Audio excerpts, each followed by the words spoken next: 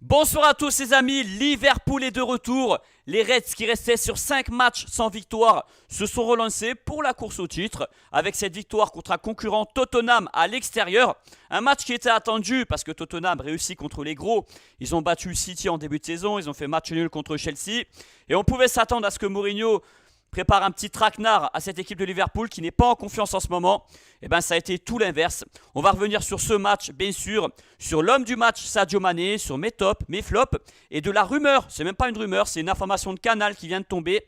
Mbappé ferait le forcing Liverpool ferait le forcing pour Mbappé cet été. Je vais donner mon avis là-dessus, connaissant bien ce club des Reds. Alors, pour revenir au match, on va revenir pas à pas. La première demi-heure et même les 40 premières minutes ont été très équilibrées, c'était du 50-50, avec un Son virevoltant du côté de Tottenham qui a eu plusieurs occasions, dont un but refusé, ça s'est joué à quelques millimètres. Liverpool aussi était dangereux par à coup grâce à un seul joueur, Sadio Mané, qui a eu 2-3 occasions très très franches. J'ai été agréablement surpris même par Tottenham, balle au pied. Ils ont construit certaines attaques en partant de derrière. Donc c'est pas qu'une équipe de contre, comme certains peuvent le dire. Et j'ai bien aimé leur façon de se repositionner à 5 défenseurs. Quand Liverpool avait le ballon, ça gênait vraiment les Reds qui n'avaient que Sadio Mané pour faire la différence. Et justement, Sadio Mané, dès la 45e minute, dans les arrêts de jeu, a délivré un superbe centre au cordon pour Firmino. C'est un centre où il a ressenti, où il a anticipé l'appel du Brésilien et qui n'avait plus qu'à pousser le ballon dans le but vide. Donc super but de Liverpool avant la mi-temps qui a fait mal dans la tête aux Spurs parce qu'on l'a vu dès la reprise. Liverpool a dominé territorialement la deuxième mi-temps, il n'y a pas eu photo. Et c'est là que j'ai retrouvé le vrai Liverpool de l'an passé, il y a 2 ans. Une vraie force collective, des joueurs qui se trouvent les yeux fermés, des qualités individuelles qui ressortent, dont Sadio Mané qui a été l'homme du match. Double passeur, voire triple passeur, si le but de Salah n'était pas refusé. Et buteur, on y reviendra. Justement, sur le deuxième but qui est arrivé très très tôt, de Alexander-Arnold. C'est Mané qui frappe. Frappe croisée, puissante, détournée par Lloris. Et Arnold a suivi. Un latéral droit qui est aux 20 mètres de la surface adverse quand tu joues à Tottenham, c'est dire l'offensive un petit peu, comment joue Klopp avec ses latéraux. On sait que c'est la force de Liverpool. Robertson, Arnold, quand ils sont en forme, ça change tout. Et là, on a vu un Arnold passeur et buteur ce soir quand même. Trouvez-moi un latéral qui a ses statistiques après un gros match en Europe. Ça me rappelait le Arnold de l'an passé.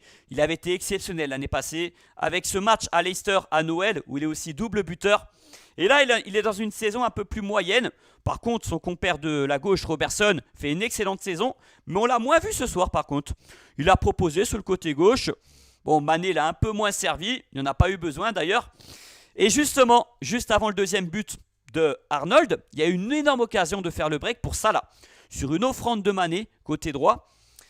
Salah est à 4-5 mètres des cages au point de pénalty, il met ce ballon au-dessus. Salah a fait une meilleure deuxième mi-temps, mais il a eu beaucoup de déchets encore. Mais bon, on ne va pas retenir que Salah a raté des occasions. Ils ont tous été bons les Reds. A commencer aussi par Firmino, qui a été très intéressant dans le jeu en première mi-temps. Il a été très utile dans sa manière de se mettre entre la défense et le milieu de terrain. J'ai bien aimé sa façon de se retourner par ses contrôles orientés, de servir Mané ou Salah. C'est un attaquant de remise et un attaquant très utile dans le jeu de Liverpool. On reviendra sur les notations individuelles un peu plus tard. On revient sur le match. Donc 2-0 pour Liverpool. Le break est fait grâce à Arnold. Grosse entame des Reds en deuxième mi-temps. Mais Tottenham réagit. J'allais dire par à coup sur une frappe de loin. Un petit peu inattendu. Le but est beau, la frappe est belle, rien à dire. Mais j'ai jamais senti en deuxième mi-temps une révolte ou du moins Tottenham capable de mettre en danger ce Liverpool-là. Donc même quand Tottenham est revenu dans la rencontre, je l'ai dit dans le direct, Liverpool s'imposera. Ils ont trop d'espace dans cette deuxième mi-temps où c'était à Tottenham de faire le jeu. Le trio s'est baladé, Salah, Firmino, Sadio Mané devant. Ils étaient en pleine forme ce soir, surtout Firmino et surtout Sadio Mané qui est décisif sur les 3 buts. D'ailleurs sur le 3-1, ça vient d'un centre de Arnold, comme j'ai dit. Il y a un rebond juste avant qui gêne un peu le défenseur, même s'il aurait dû intervenir. Et Mané au deuxième poteau qui fait trembler les filets d'une frappe puissante. Ça fait 3-1, le match était plié. Et à partir de ce moment-là, le match était même terminé. Les Spurs n'y croyaient plus ou ne pouvaient plus tout simplement. Et on a assisté à une passe à 10 en fin de match, où Liverpool a eu quand même encore des occasions de mettre un quatrième, par l'intermédiaire de Salah notamment, qui aurait voulu marquer son petit but. Pour revenir aux autres joueurs de Liverpool, au milieu de terrain, Milner a été très propre. Alors Milner, c'est pas un titulaire, on l'appelle le vétéran, c'est un joueur qui rend des services quand il y a des absents, mais il a été très propre dans tout ce qu'il a fait. Il a tenu son poste. Super match de Wijnaldum, il a été hors norme lui par contre. Gros volume de jeu. Parfois, je le voyais, il était entouré de 3 joueurs au milieu de terrain. Il arrivait à s'en sortir, à se retourner, à la donner. C'est là qu'on voit que c'est un joueur quand même un peu sous-coté. Très important dans le système de Klopp et dans ce 4-3-3 de Liverpool. Le match, sinon, de... alors, qui c'est qu'il y avait au milieu de terrain avec Wijnaldum et Milner? Excusez-moi, j'ai un petit trou de mémoire. Il y avait Thiago Alcantara, comment l'oublier? Thiago Alcantara qui a fait une première mi-temps assez moyenne, par contre il est monté en puissance en deuxième. À l'image de sa saison, il est de mieux en mieux, Alcantara. On l'a vu en fin de match, capable de dribbler 2-3 joueurs, des bonnes passes claquées. De toute façon, c'est un joueur qui est supérieur à tous les autres à son poste. Il apporte une touche technique, il est très complet comme milieu de terrain relayeur. Il ne vient pas du Bayern pour rien. Et c'est une vraie plus-value pour Liverpool qui fera, je pense, encore mieux dans les semaines à venir. Robertson a été pas mal, mais moins bon qu'à l'accoutumée. Arnold a été extrêmement, il a été décisif, buteur et passeur, et extrêmement présent toute la rencontre. Maintenant, on va parler de la défense centrale. Anderson, il m'a fait peur en première mi-temps, parce qu'il n'a pas l'habitude de ce poste-là, il n'avait pas les automatismes, il était pris souvent dans son dos.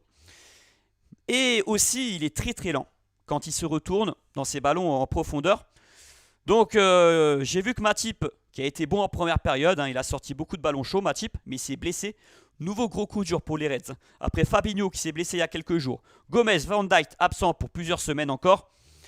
Matip, le 4e défenseur de cette équipe, s'est pété. Il reste le 5e, Phillips, qui est entré faute de choix à la mi-temps.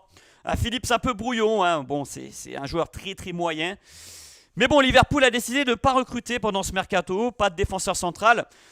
Je trouve ça dommage. Bon, j'attendais pas un Ramos, un Koulibaly, mais un défenseur valable, capable de pallier ses absences importantes. Ça peut se payer dans les matchs importants qu'il va y avoir en Première Ligue, dans les semaines à venir, ou en Ligue des Champions contre Leipzig.